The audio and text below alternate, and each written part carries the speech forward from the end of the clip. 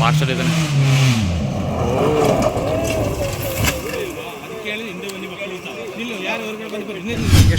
ಎಷ್ಟು ಕಾರ್ಗಳು ಬಂದಿದೆ ಸರ್? 58 ಕಾರ. 58 ಕಾರಲ್ಲಿ ಇವಾಗ 51 ಇದೆ. 51 ಫೈನಲ್ಲು ಲಾಸ್ಟಿಗೆ ಫೈನಲಲ್ಲಿ ಹೊಸಳ್ಳಿ. ಇದು ಎಷ್ಟನೇ ವರ್ಷ ನಡೀತಾರೆ ಸರ್? ಮೂರನೇ ವರ್ಷ. ಯಾರು ನಡೆಸ್ತಾ ಇರೋದು? ಇದು ನಡೆಸಿ ಎಲ್ಲ ಕಂಪನಿ ಜಿಯೋ ಕಂಪನಿ, MRF ಅವರು. Price sir? ಪ್ರೈಸ್ ಅದು ನಮಗೆ ಎಷ್ಟು ಗೊತ್ತಿಲ್ಲ ಸರ್. ಸರಿ ಸರ್, ಆಯಿತು.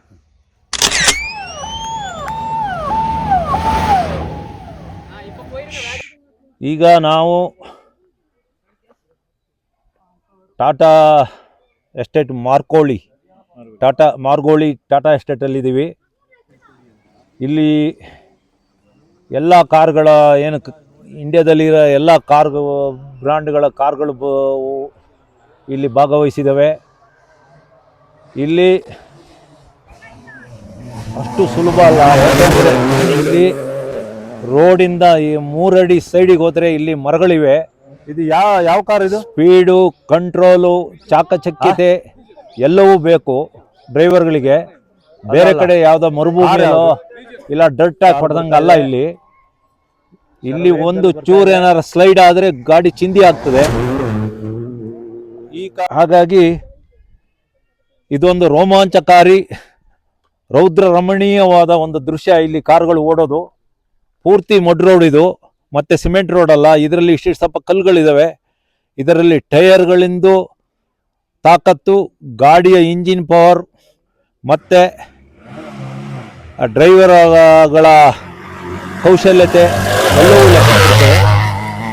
ಒಟ್ಟಾರೆ ಇದೊಂದು ರೋಮಾಂಚಕಾರಿ ರ್ಯಾಲಿ. ನೀವು ನೋಡ್ತಾ ಇರ್ಬೋದು ಹೇಗೆ ಅಬ್ಬರಿಸಿಕೊಂಡು ಬರ್ತಾ ಇದೆ ಅಂತ.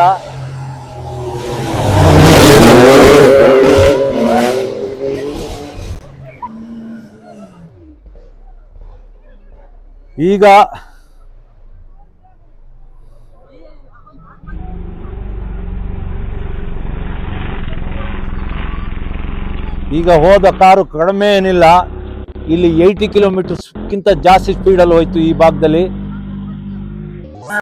ಇದು ಹೀಗೆ ಮುಂದುವರಿಯುತ್ತೆ. ಈಗ ಬೇರೆ ಬೇರೆ ಕ್ಯಾಟಗರಿ ಕಾರ್ಗಳು ಬರ್ತವೆ.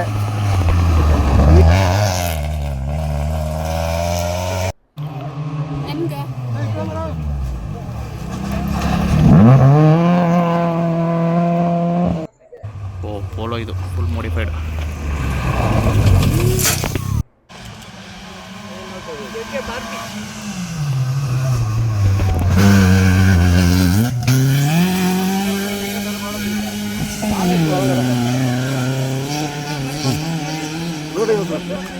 ಹೌದು, ಇಲ್ಲಿ ಆನೆಗಳು ಇರೋ ಜಾಗ ಇದು. ಕಳೆದ ಸರಿ ಕೆಲವು 2 ವರ್ಷದಿಂದ ಓಡಿಸ್ಬೇಕಾರೆ ಆನೆಗಳು ಈ ಪೆಟ್ರೋಲ್ ಕಾರ್ಗಳ ಸೈಲೆನ್ಸರ್ನ ಆಲ್ಟರ್ ಮಾಡಿರ್ತಾರೆ.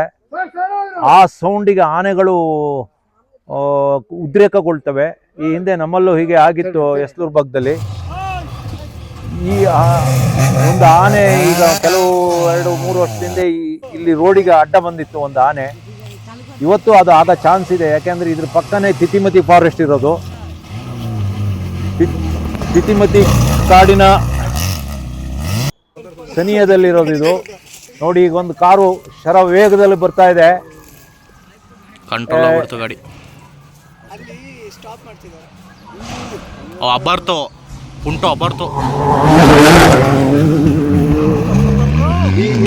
ಈಗ ಹೋಗಿದ್ದ car Volkswagen polo car.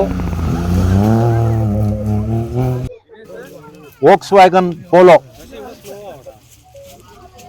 Full slow ಆಯಿತು ಗಾಡಿದು, ಫುಲ್ ಸ್ಲೋ ಆಯಿತು. ಬರ್ತದೆ, ಒಂದೊಂದಾಗಿ ಬಿಡ್ತಾರೆ. Out of control. ಏನಾಗುತ್ತೆ ಅಂತ ಹೇಳ.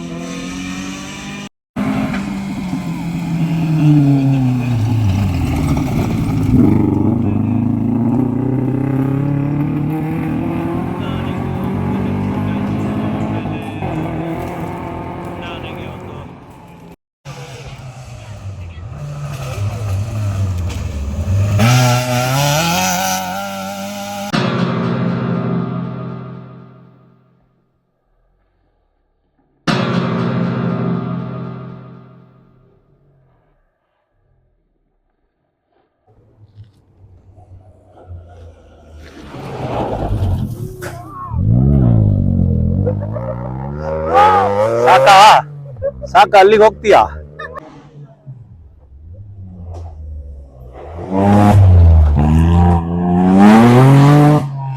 ಇದು ಯಾವ್ದು